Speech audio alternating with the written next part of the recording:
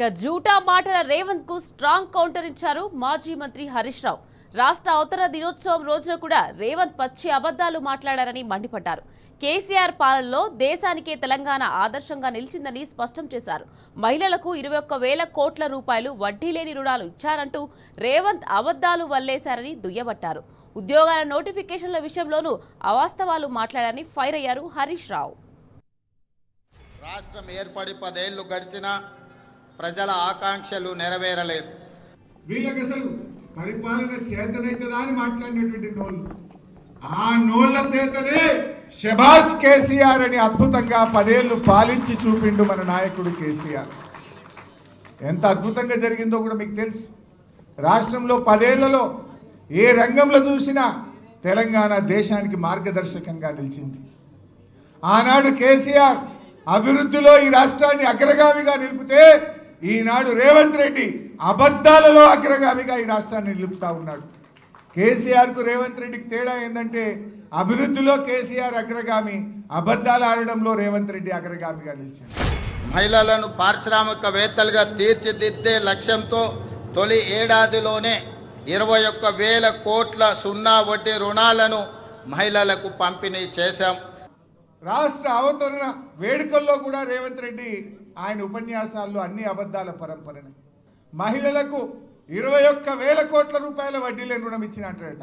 ఇచ్చినావా రేవంత్ రెడ్డి?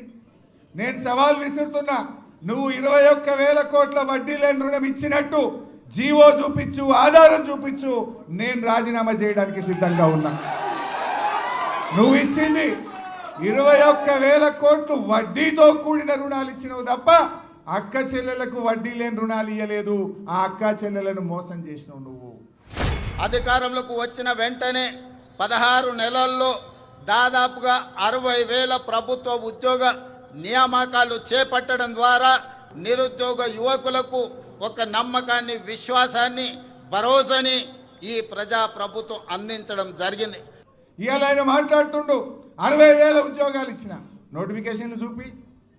నీ ప్రభుత్వం వచ్చినాక ఉద్యోగాలకు 60,000 ఉద్యోగాలకు నువ్వు నోటిఫికేషన్లు ఇచ్చినట్టు చూపి రేవంత్ రెడ్డి. నువ్వు ఇచ్చింది కేవలం 10,000 మాత్రమే.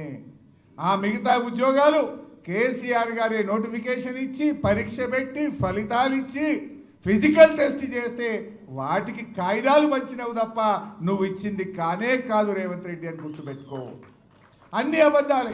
2,75,00,000 మెట్రిక్ టన్నుల వరి ఉత్పత్తి తెలంగాణ రాష్ట్రం సాధించి దేశంలోనే ప్రథమ స్థానంలో ఈరోజు తెలంగాణ రాష్ట్రము నిలబడ్డది. ఆయన మాట్లాడుతూ 275 లక్షల మెట్రిక్ టన్నుల పంట పండింది అన్నాడు. పండింది ఎవరి పుణ్యం? బీఆర్ఎస్ ప్రభుత్వ కృషి వల్ల, కేసీఆర్ యొక్క ముందు చూపుతో పండింది. నువ్వు వచ్చినాక రేవంత్ రెడ్డి నీ ఏడాది అర్థం పాలనలో ఒక ప్రాజెక్టు కట్టినవా? ఒక ప్రాజెక్టు పూర్తి చేసినవా? ఒక్క ఎకరానికి నీళ్ళు ఇచ్చినవా? ఒక్క చెరువు తవ్వినవా? ఒక్క చెక్ డ్యామ్ కట్టినవా? నువ్వు చేసిందేంది?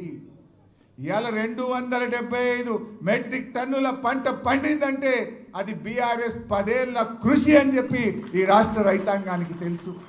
మిషన్ కాకతీయలో చెరువులు బాగు చేసినాం, పెండింగ్ ప్రాజెక్టులు పూర్తి చేసినాం, కాళేశ్వరం లాంటి మెగా ప్రాజెక్టు కట్టిండు కేసీఆర్, అనేక చెక్ డ్యాములు కట్టిండు కేసీఆర్, కాలువలకు చెరువులను అనుసంధానం చేసిండు కేసీఆర్, రైతు బంధు పెట్టిండు, రైతుల కోసం బీమా తెచ్చిండు, రైతులకు సకాలంలో ఎరువులు ఇచ్చిండు, ప్రతి మండలానికి గోడౌన్ కట్టిండు, విత్తనాలు ఇచ్చిండు, పండిన పంటంతా కొని రైతులకు ధైర్యాన్ని కల్పించి ఇవాళ ఈ రాష్ట్రం వరి ధాన్యం ఉత్పత్తిలో దేశంలో నంబర్ 1 అయిందంటే అది కేసీఆర్ ప్రభుత్వ కృషి.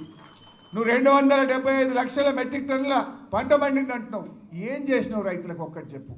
ఒక చెరువు తవ్వితేవా? ఒక ప్రాజెక్టు పూర్తి చేస్తేవా? ఒక ఎకరానికి నీళ్ళు ఇస్తేవా? నువ్వు చేసిందేమున్నది? రైతు బంధు ఎగ్గొట్టినవు, రైతు బీమా బంధు పెట్టినవు. నువ్వు చేసిందేముంది? చారణ రుణమాఫీ చేసినావు, బారణ రుణమాఫీ ఎగ్గొట్టినవు. ఇంతకు మించి నువ్వు రైతులకు చేసిన ఒక్క మంచి పని ఉంటే చెప్పు.